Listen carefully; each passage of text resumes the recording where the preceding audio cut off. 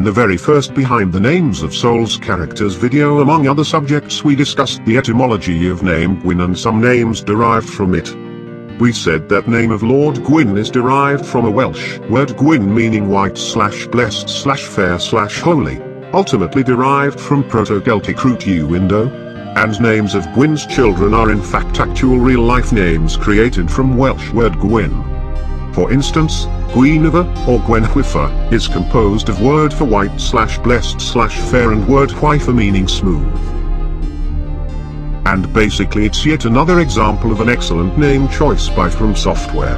As meaning of name Gwynfa can be interpreted as white fae, ghost, which would fit the fact that we get to see only her illusion in the game. And at the same time, her name is obviously derived from her father's name Gwyn, which can also mean holy/fair/blessed, fitting the divine nature of these characters, and it's rather common in Dark Souls that the same thing can have more than one meaning. And speaking of name Gwenhwyfa, it was also the name of the wife of legendary King Arthur, also known as Guinevere in English.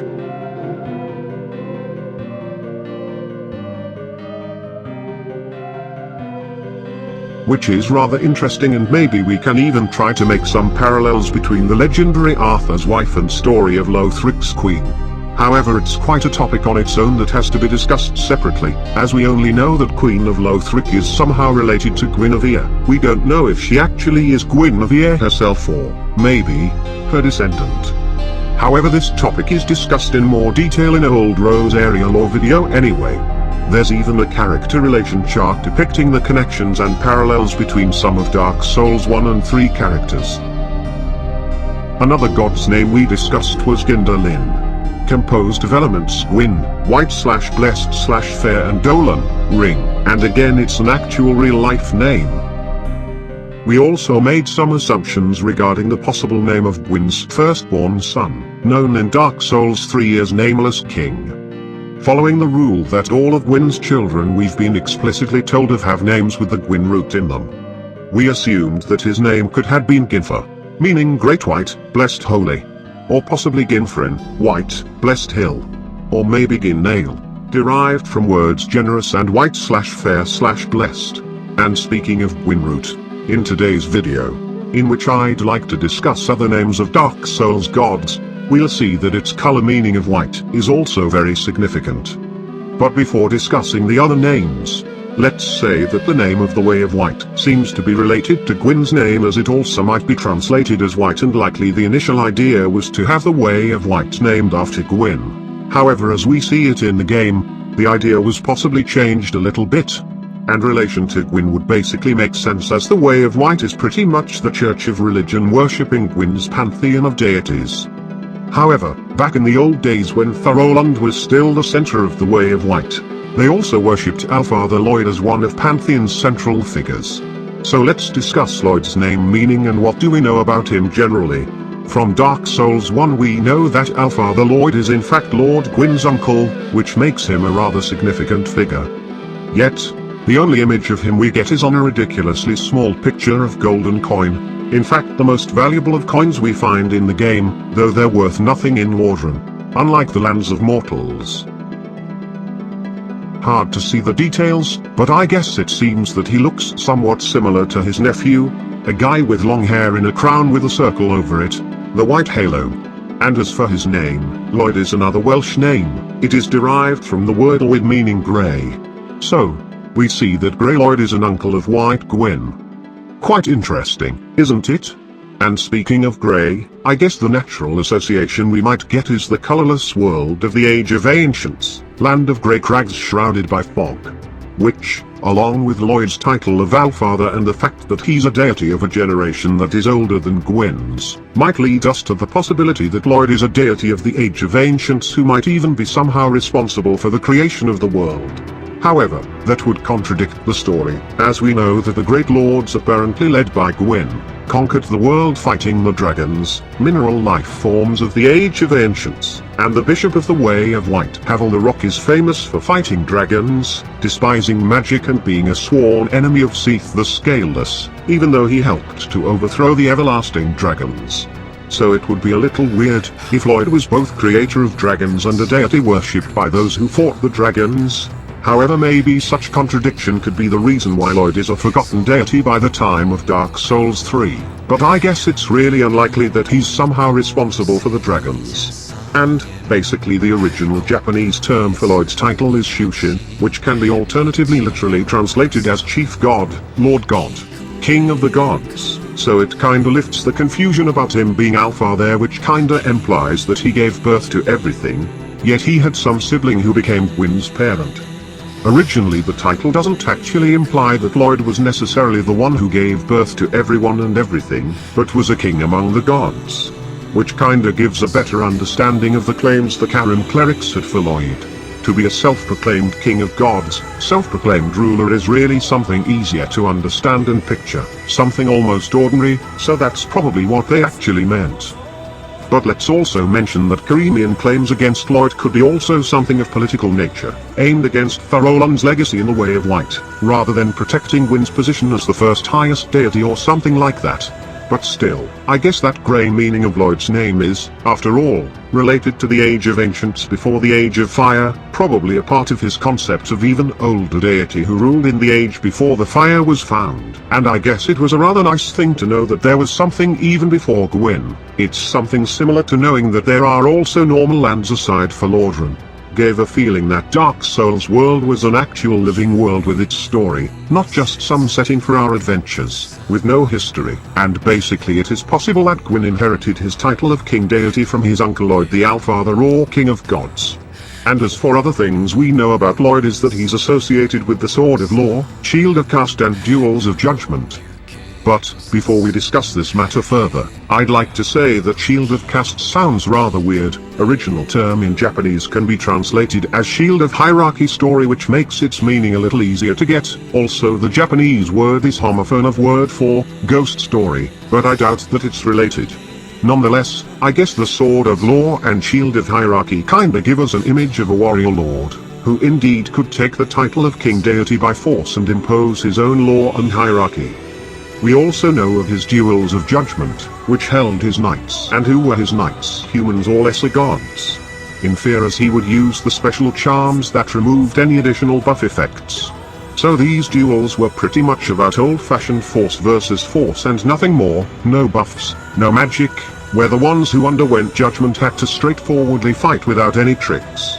So it was somewhat a law of strength, but a fair one. And the verdicts were told to be carried out by Lloyd's Sword of Law. We can also recall that basic Way of White miracles are all about primal force. No, Gwyn's lightnings, Gwyndolin's dark moon, Guinevere's sunlight, but really basic things, which I guess could be associated with Lloyd, as in Dark Souls 1 they were taught by clerics of the Way of White who have a reason to be associated with Lloyd that we'll discuss in a little while. And I guess all of this pretty much forms a rather consistent image of Lloyd as grey deity of Age of Ancients, who recognized only simple, somewhat primal, but fair duels of force were the strongest one and was considered right, god of simple force. A straightforward, strict but fair, warrior, who indeed could pretty much take the title of Chief Lord by force, and set up his law and hierarchy based on the right of strongest. Though it's really a speculation and it's really early in the morning when I write this, and I haven't slept since yesterday, so my imagination might be working too much on his image. And basically what else we know about Lloyd is that on the golden coin he is depicted with the white halo, which is almost obviously the circlet of the Way of White, I believe. These white circlets are symbol of the Way of White, and in Dark Souls 1 they were also known as resonance rings, that appeared in the worlds of player at the spots where someone had used certain miracles in their worlds. Using certain miracles beside these rings boosted the strength of the miracles, and I believe that's what pretty much ties Lloyd to the Way of White's basic miracles, and also it's the change in the Way of White's concept I told about when we discussed Gwyn's name and its relation to the Way of White's name. So I guess we can speculate that Great Allfather Lloyd of the Age of Ancients could be the one who created the first, primal miracles, simple and straightforward as wrath of the gods, and thus was an Allfather and first king of gods. However, way of white can't be separated from Gwyn completely, like religion of Lloyd, but not Gwyn, as in Dark Souls 1 the Ring of Sun Princess Gwyn of áirë allowed to increase the effect of white circlet's resonance, so you see, Gwyn of áirë, Lloyd. It's all of the same branch, so to speak, really, and Gwyn is surely an important figure for the Way of White. As we know of the undead hunts, in which the Lloyd's talismans were used, altered version of talismans used to secure fair play in the duels of judgment, yet it's still unclear whether it was Lloyd who created the anti-Estus talismans or not, which are most likely inspired by the will of Lord Gwyn, who sought to protect the Age of Fire and prevent the Age of Dark, by shepherding the humankind via Way of White and hunting for those with dark sign. But that's me getting carried away. For this video let's say that Lloyd's name means grey, and there surely is some metaphor, symbolism, about naming the deities with words for colors. And, basically Gwyn and Lloyd aren't the only deities in Dark Souls, whose names were created from words for colors. Another Dark Souls god named according to this rule is flame god Flan. Flan is only mentioned once in Dark Souls 1, and unfortunately we don't even get a single picture of him. It is told that Guinevere left Hanor Londo along with other deities and eventually became the wife of flame god Flan. Which basically raises some questions regarding Flan and Lothric royal families. Obviously, Queen of Lothric is related to Guinevere. It's either Guinevere herself, or someone related to her, like descendant or something. And also recalling the flame-shaped crown of Prince Lorien, who, as we discussed in my previous lore videos, wore an armor passed down through generations of Lothric royal family, it is possible that his armor is actually of flame god. But since it's not even clear whether did or did not FromSoft revise what was told about Flan and Guinevere in Dark Souls 1, it's really a separate topic. What's interesting for us now is that Flan is actually an old Irish word meaning red. And we obviously see this relation, red name for the flame god. However, there is something even more interesting about Flan. But it is actually related to another character and his name. And this character is Flynn. He was a neologized thief, as mentioned in Flynn's ring description, pretty much the only source of info about him. It is also said that he fought with the wind on his side, and was a hero among the weak and poor, yet even his admirers knew that it was little more than an idyllic fable. And it actually seems that there indeed was something more about him, as the name Flynn is actually derived from O'Flynn, which literally means descendant of Flan. So, recalling that Flynn fought with wind on his side and taking his name into account, it seems that Flynn was actually a god, or demigod, if such is possible in Dark Souls world, who commanded wind. Quite interesting, isn't it? Especially if we recall that he could also be one of Flan's and Guinevere's children or their further descendants. Though it's only a weak speculation with lots of ifs, like is Flan's marriage with Guinevere even still a canon? What do you think about that? At the same time, however, wind powers and being descendant of flame god might look a little weird, but who knows really, even Sunny Gwyn had a child with moon powers, after all. But let's move on for now, as we've got some more names to discuss and the video might get too long. The next name I'd like to discuss is the name of deity depicted on the copper coin of Dark Souls 1. It's Old Man Maccloyf, the god of medicine and drink. His name is derived from the Old Scottish root loif. Basically this root is present in many European languages in different forms, like loif, loif, lof, luf, lofen, and is ultimately derived from Proto-Indo-European root lub meaning love. Basically word love itself is derived from lub. But as for loif, it has a little different meaning. The first meaning I found is to praise, to honor, to extol, to glorify, which I believe fits Maccloyf as god of drink, like god of toast, as toast is basically a ritual in which the drink is taken as an expression of honor. And I believe Maccloyf is worshipped and respected in Caitha. Long may the sun shine.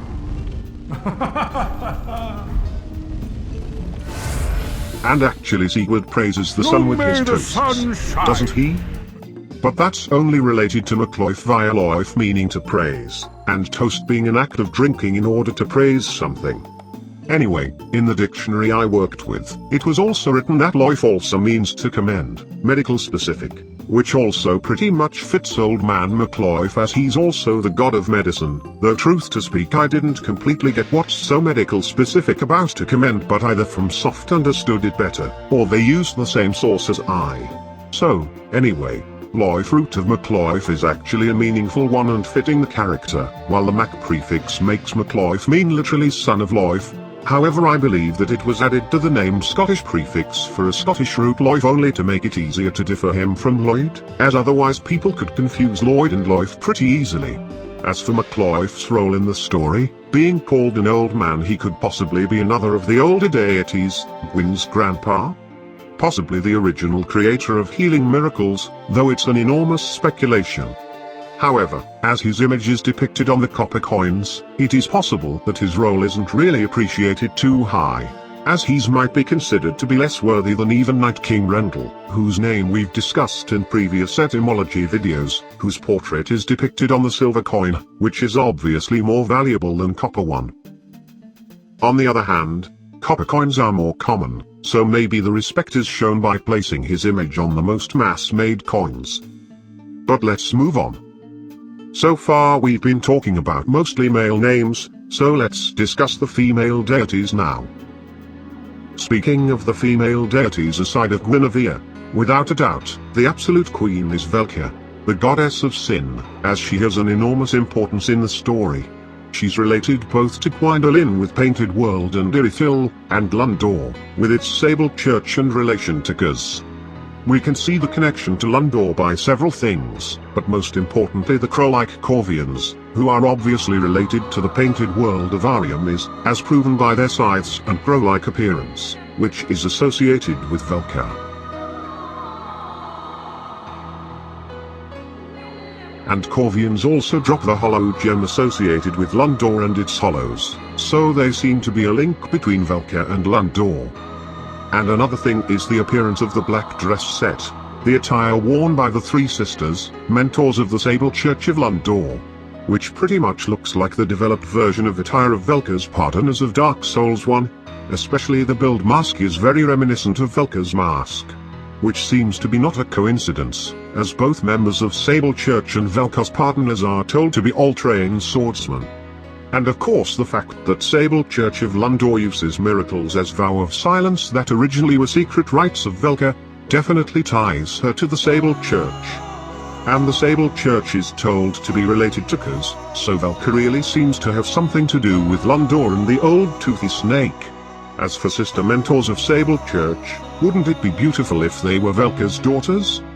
Well, it's only a fanfic type of thought, so don't mind it. There's nothing to hint at that, and basically they are human hollows, at least seem to be. And, well, being a very important character, Velka is surely a queen among the female deity characters as she maintains the mystery, even being so involved in the story.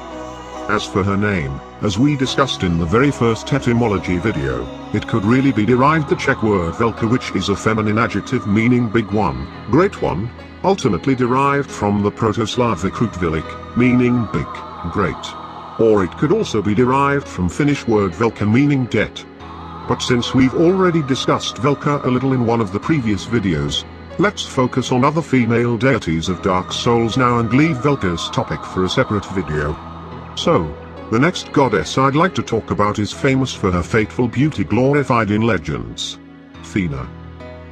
Unfortunately, we don't get to see her image in the game, but on the other hand, it's even better for her legendary beauty to be left in tales, rather than be impersonated in any particular image. And Fina is actually a fitting name for a goddess of fateful beauty.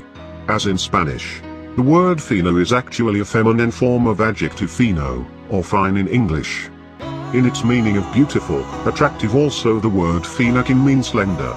So I believe that it's exactly the meaning behind Fina's name. However, there can be another possibility, that name Fina is a shortened form of female names like Seraphima, from male Seraphinus, or other similar names, but I guess it's not really the case here, as it doesn't make much sense, and Fina in this and similar names like Josephina, is just the last letter of the root name plus an R or A ending that turns a masculine name into feminine, and bears no particular meaning itself. However, although seraphinus is derived from word seraphim, which basically is the word for biblical order of angels, which is hardly what Fina could possibly be referring to, the word literally means the fiery ones. And if Fina is somehow a fiery, maybe she had some plans for flame god Flan and wanted him for herself, so manipulated Lloyd to make him go for Gwyn, who became Flan's wife, at least in Dark Souls 1, 2 and or London. But that's really a wilds of fanfic speculations, and again, Fina isn't necessarily the short form of Serafina, and even if it was, Fina ending doesn't bear any particular meaning anyway, so it's not the case here, I guess. Another interesting thing I found while looking for possible roots of name Fina in many various languages, which, however, is more like a funny coincidence, is that in Czech language there's a word Fina meaning a, well, female dog. Not that I think that it was also picked as an origin for Fina, though, who knows. But it's just a little funny, as, isn't Fina a bitch for her love that is as fickle as weather, and particularly what she did to Lloyd and his love for her? I mean, he loved her, or rather loved to love her, never let anyone closer to himself than necessary, so nothing and no one would stand in the way of his love. He acted like a coward.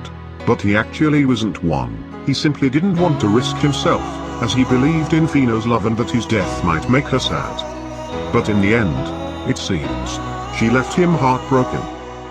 Well, don't mind that, it's just that I always really sympathized Lloyd and really liked his character. But this story was discussed in an older video long ago, and basically he could have been asking for such outcome with joy he found in self-devotion. As for Fina, I believe her name is derived from Spanish fina, as fine, beautiful, attractive, slender, after all.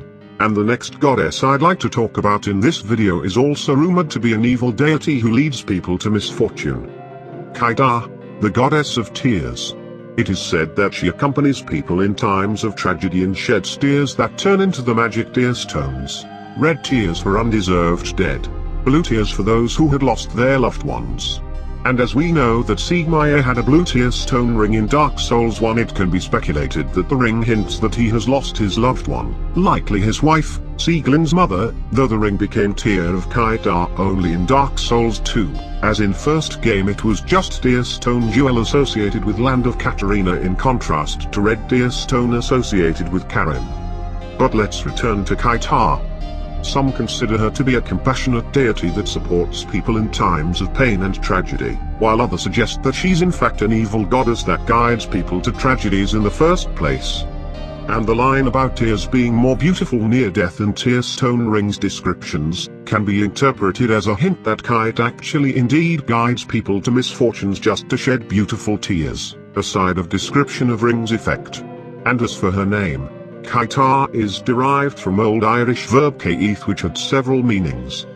The first meaning I'd like to discuss is to throw, which can be speculated to be something similar to shed, like shed tears, but I guess it wouldn't really be correct as it would be just an attempt to tie it to Caitha's lore.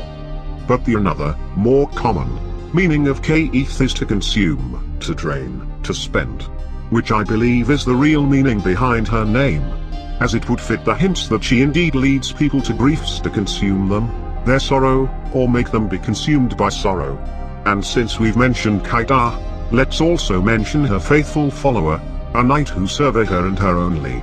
Morn, the Archbishop's apostle and Caitha's servant. His name Morn is actually derived from the 14th century English word mourn, which was a form of modern to mourn. Cognate with French mourn for gloomy, ultimately derived from Proto-Germanic munnen, to feel sorrow, grief, to mourn. A fitting name for a gargoyle-like looking follower of goddess of sorrow and tears, isn't it? Well, I guess that would be it for this video, as it has already become rather long. Unfortunately too long for lots of people to watch completely, and basically that's what hurts me a little, since I personally was excited to find this stuff out, and always want to share this feeling. Thanks for watching, and check out other etymology, lore or cosplay videos on my channel.